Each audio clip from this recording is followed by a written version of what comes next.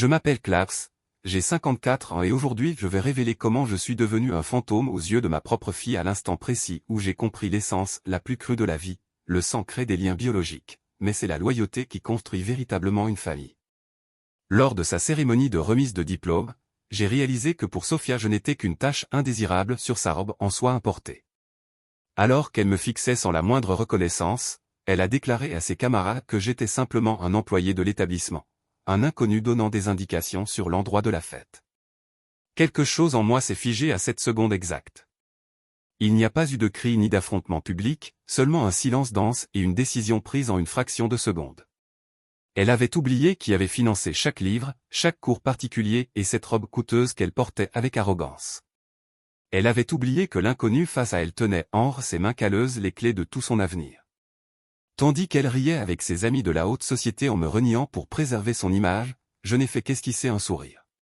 Un sourire amer, celui de quelqu'un qui comprend qu'il s'apprête à retirer l'échelle alors que quelqu'un se tient en équilibre tout en haut. Elle a cru m'avoir humilié, mais en réalité elle m'a libéré de l'obligation de continuer à être son père. Le compte bancaire qui soutenait son mode de vie fantaisiste allait être réduit à zéro d'un simple clic. Si vous appréciez les récits où la trahison affronte des conséquences réelles et où la justice arrive sans prévenir, laissez votre soutien et abonnez-vous. Ici, nous partageons des histoires authentiques de rédemption et de leçons qui restent gravées à jamais dans l'âme humaine. Pour comprendre comment je me suis retrouvé dans cet auditorium baigné de lumière dorée et peuplé de costumes italiens, je dois remonter de 2 décennies. Je ne suis pas né avec des privilèges.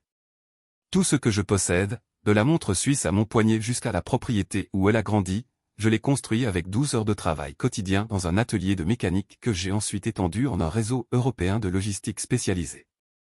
Mes mains ont toujours senti l'huile et le métal, mes genoux craquent quand je me lève après une longue journée. Mais rien de cela n'importait. Chaque sacrifice avait un visage, Sophia. Lorsque sa mère est partie en la laissant à seulement 5 ans, j'ai juré que cette petite fille ne manquerait jamais de rien sur le plan matériel. Peut-être que là résidait déjà ma première erreur. Je lui ai offert une existence digne d'un conte de fées, pensionnats internationaux en Suisse, amitié avec les enfants de diplomates et de chefs d'entreprise, voyages estivaux sur la Côte d'Azur. Je voulais que les portes qui m'avaient été fermées s'ouvrent naturellement pour elle, sans effort ni sueur. Je l'observais parler couramment français et allemand, voyager seul pour des congrès étudiants, évoluer avec une assurance que seul l'argent peut procurer sans jamais se demander d'où il venait. Je croyais que notre lien était indestructible, nous dînions presque chaque soir quand le travail me le permettait, elle me racontait ses examens de droit et ses rêves de carrière dans de grands cabinets londoniens ou bruxellois. Je l'écoutais en silence, fier de la femme qu'elle devenait. Parfois, je remarquais de petits signes, elle me demandait d'attendre 2 rues avant ses fêtes, évitait que je parle aux parents de ses amis lors des réunions scolaires. À l'époque, je me justifiais, c'était la rébellion typique de la jeunesse cherchant à construire sa propre identité. Je me répétais, Klaus, ne sois pas trop sensible. Ce que je n'ai pas vu, c'est que Sophia ne construisait pas seulement une carrière, mais une identité factice dans laquelle je n'avais pas ma place. Dans son monde de réseautage et d'apparence, j'étais une jette, mes vêtements de marque achetés en sol, mon langage direct dénué de subtilité sociale, et surtout l'origine de mon argent brûlait sa peau comme du charbon ardent. Devant ses amis, elle était la fille d'un investisseur international toujours en déplacement en Asie. Elle avait créé un personnage et moi, j'avais été relégué au rang de secret honteux enfermé dans le sous-sol familial. J'ai continué à faire fonctionner toute la mécanique, j'ai payé l'appartement de luxe au centre de Lisbonne, les frais de scolarité trimestriels de 15 000 €, la carte de crédit sans limite, la voiture premium à ses 21 ans. C'était un investissement de plus de 30 000 € mensuels pendant des années. Je ne voyais pas des dépenses, je voyais mon legs vivant. Dans les mois précédant la remise de diplôme, elle est devenue plus distante que jamais. Elle répondait à peine à mes messages avec des excuses génériques concernant les examens finaux. Je comprenais et j'ai même envoyé un bonus supplémentaire pour qu'elle achète la robe parfaite pour la cérémonie. Une semaine avant, elle m'a téléphoné en disant que ce serait un événement restreint, presque sans invité, et que si j'y allais je devrais m'asseoir dans la zone arrière à cause d'un tirage au sort des places. Elle m'a menti avec un calme qui aujourd'hui me glace l'âme rien qu'en y repensant. Je suis arrivé tôt au grand théâtre de la ville, vêtu de mon plus beau costume, même si aux yeux de ses amis il devait paraître modeste. J'avais dans ma poche une enveloppe spéciale, ce n'était pas seulement une carte de félicitations, mais l'acte de propriété d'un bureau élégant dans le quartier financier, pour qu'elle commence sa carrière en tant qu'associée et non stagiaire. Ma dernière grande surprise avant qu'elle ne prenne son envol. Je cherchais son visage parmi des centaines de jeunes en toge noire. Mon cœur débordait d'émotion, sentant que chaque goutte de sueur des 20 dernières années valait la peine pour cet instant. Je l'ai aperçu marchant avec 3 camarades, 2 garçons et une fille, tous riant aux éclats. Sophia rayonnait d'élégance et de confiance absolue. Quand nos regards se sont croisés fugacement, j'ai vu quelque chose que je n'oublierai jamais, ce n'était ni joie ni surprise, mais une terreur pure, une peur viscérale comme si elle avait aperçu un fantôme ou un criminel en liberté. Elle s'est arrêtée brusquement. Ses amis ont remarqué son malaise et ont regardé dans ma direction avec curiosité. J'ai levé la main dans un geste de salut qui s'est figé dans les airs en voyant sa réaction. Elle n'a pas répondu. Elle a respiré profondément, s'est ressaisie et a continué à marcher vers moi. Je suis resté immobile, attendant l'étreinte qui n'est jamais venue. Quand ils ont été à quelques mètres, mon cœur battait si fort qu'il me faisait mal aux côtes.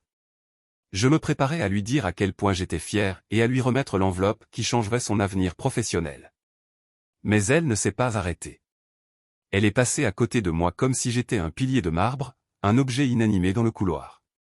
L'un des garçons, aux chaussures brillantes et à l'air arrogant, s'est arrêté et m'a observé de haut en bas avec un mélange de curiosité et de mépris. Il s'est tourné vers Sophia et a demandé « Tu connais cet homme ?» en me désignant avec l'indifférence de quelqu'un qui demande l'heure. Un silence qui pour moi a duré une éternité a suivi. J'ai vu Sophia serrer son sac avec force, détournant obstinément les yeux des miens. L'air est devenu lourd comme du plomb. J'attendais qu'elle rie et dise « Bien sûr, c'est mon père ». Mais ce qui est sorti de ses lèvres a été un coup de couteau glacé. « Non », a-t-elle répondu avec une fermeté absolue. C'est un employé de maintenance de l'université. Il donnait des indications pour le hall principal. Juste quelqu'un qui travaille ici. Allez, on est en retard pour le toast. Le groupe a éclaté de rires moqueurs et s'est éloigné sans se retourner. Je suis resté paralysé au milieu de l'atrium, ressentant un vide dans l'estomac qui n'était pas une douleur physique mais une clarté absolue. L'homme qui avait consacré chaque seconde de son existence à construire un piédestal pour cette femme avait cessé d'exister pour elle. Ce n'était pas seulement de la honte envers mes mains calleuses ou mon costume simple. C'était le fait que j'étais prêt à m'effacer de la réalité pour qu'elle s'intègre dans son mensonge parfait. J'ai touché l'enveloppe dans ma poche, sentant le papier crisser sous mes doigts. Tout l'amour que j'avais ressenti, toute la protection instinctive qui m'avait guidé pendant 20 ans se sont évaporés en un instant. Je n'ai pas eu envie de crier ou de pleurer, ni de provoquer un scandale devant les riches amis de ma fille. Un homme intelligent sait quand il perd une bataille, mais un homme déterminé sait comment gagner la guerre. J'ai fait demi-tour et suis sorti du théâtre sans assister à la cérémonie. Je n'avais pas besoin de voir le diplôme être remis avec l'argent du fonctionnaire de maintenance. J'ai conduit jusqu'à la maison dans un silence sépulcral à l'intérieur de la voiture. À cet instant précis, Sophia a cessé d'être ma fille pour devenir un investissement raté, une dette à régler. Alors qu'elle célébrait certainement dans un restaurant cher que je finançais encore via sa carte de crédit, je suis entré chez moi non pas pour me reposer, mais pour agir. J'ai allumé l'ordinateur et analysé méticuleusement tous les relevés, l'appartement à mon nom, la voiture enregistrée à la société, les assurances, les téléphones, les abonnements, tout était relié à mon compte bancaire. Elle avait cru pouvoir renier la racine et continuer à récolter les fruits. L'humiliation s'est transformée en un calme glacial. Ce n'était pas de la haine, c'était de la justice. Elle voulait être une étrangère pour moi et je lui accorderais ce désir avec une précision chirurgicale. Ce soir-là, j'ai reçu un message d'elle, ce n'était ni des excuses ni de l'inquiétude pour mon bien-être. Il disait simplement, « Papa, on va dans un club exclusif pour fêter ça. J'ai besoin que tu transfères 5 000 € de plus. Le dîner a été plus cher que prévu. Merci. » J'ai lu avec les mêmes doigts qui un jour lui avaient appris à tenir un crayon, maintenant tendu vers l'homme qu'elle avait nié connaître quelques instants plus tôt. Je n'ai pas répondu. J'ai éteint les lumières, débranché le téléphone et me suis servi un whisky. Assis dans l'obscurité, j'ai entamé le processus d'exclusion avec une froide détermination. Le lendemain matin, je me suis réveillé non pas avec de la colère, mais avec un plan bien défini. Un homme qui a construit un empire à partir de rien sait que la meilleure stratégie n'attaque pas le foie, mais le système nerveux central. Mon silence n'était pas de la faiblesse, c'était l'espace nécessaire pour déplacer des pièces sans qu'elle s'en aperçoive. Elle voulait être une étrangère et je deviendrais l'étranger le plus implacable qu'elle ait jamais connu. Le premier appel a été passé à mon avocat de confiance dans un cabinet privé loin des regards curieux. Je lui ai expliqué la situation sans dramatisation. Il a hoché la tête en comprenant, « Klaus, si nous avançons, il n'y aura pas de retour en arrière. » J'ai signé les documents de révocation d'une main ferme. Elle a décidé que je n'étais rien pour elle, ai-je dit en griffonnant ma signature. Il est juste que ses finances reflètent cette nouvelle réalité.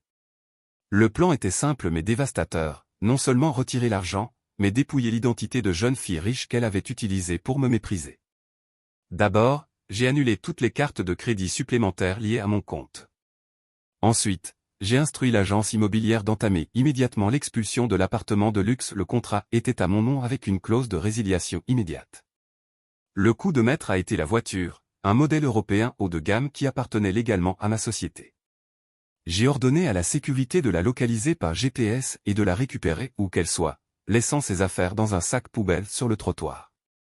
Pendant que mes alliés exécutaient les ordres, j'ai mis en vente le bureau que j'avais acheté pour elle, celui-là même que j'avais dans ma poche tandis qu'elle me reniait dans l'auditorium. Je me suis assis dans mon bureau en observant les notifications apparaître à l'écran, carte refusée, alerte de mouvement du véhicule, livraison de documents légaux. C'était comme assister à la chute lente d'un gratte-ciel. Je savais exactement ce qui se passait, elle devait être à un déjeuner élégant en essayant de payer l'addition avec une carte qui soudainement ne fonctionnait plus, ressentant le premier choc de la réalité nue et crue tandis que le serveur revenait avec un regard de suspicion et de gêne. Je n'ai pas téléphoné ni bloqué son numéro. J'ai gardé la ligne ouverte pour qu'elle voie que j'existais, mais que je choisissais de ne pas répondre. Les messages sont arrivés ponctuellement, à 14 h papa, problème avec la carte. Vérifie ce qui se passe, à 15 h la voiture a disparu du parking, je crois qu'elle a été volée, à 16 h, en panique absolue j'ai reçu un avis d'expulsion pour demain. Quelle est cette blague? Je n'ai pas répondu un seul mot. Je lisais ces messages comme les rapports d'une entreprise en faillite, elle avait cru que son monde était solide, mais il reposait sur mes épaules et je les avais simplement retirés. Il n'y avait pas de haine, seulement une correction de marché nécessaire. Cet après-midi-là, l'université m'a contacté au sujet de la formation post-universitaire internationale que j'avais promis de financer. J'ai répondu d'une voix monocorde, « Madame n'a aucun lien avec mes comptes. Traitez directement avec elle. Elle est désormais une adulte indépendante. » En raccrochant, j'ai ressenti une paix étrange. Je récupérais ma vie, mon argent et mon autorespect. La véritable reconstruction commence par l'élimination des parasites, peu importe qu'ils portent notre nom. Le point culminant ne s'est pas produit dans un bureau fermé, mais dans la rue, devant l'immeuble où elle avait vécu sa fantaisie. Je me suis garé à quelques mètres, observant depuis les fenêtres de mon fourgon. Il était 10 h du matin le lendemain. Le camion de déménagement que j'avais moi-même engagé déchargeait déjà des cartons tandis que Sophia restait sur le trottoir, entourée par les mêmes amis devant lesquels elle m'avait renié.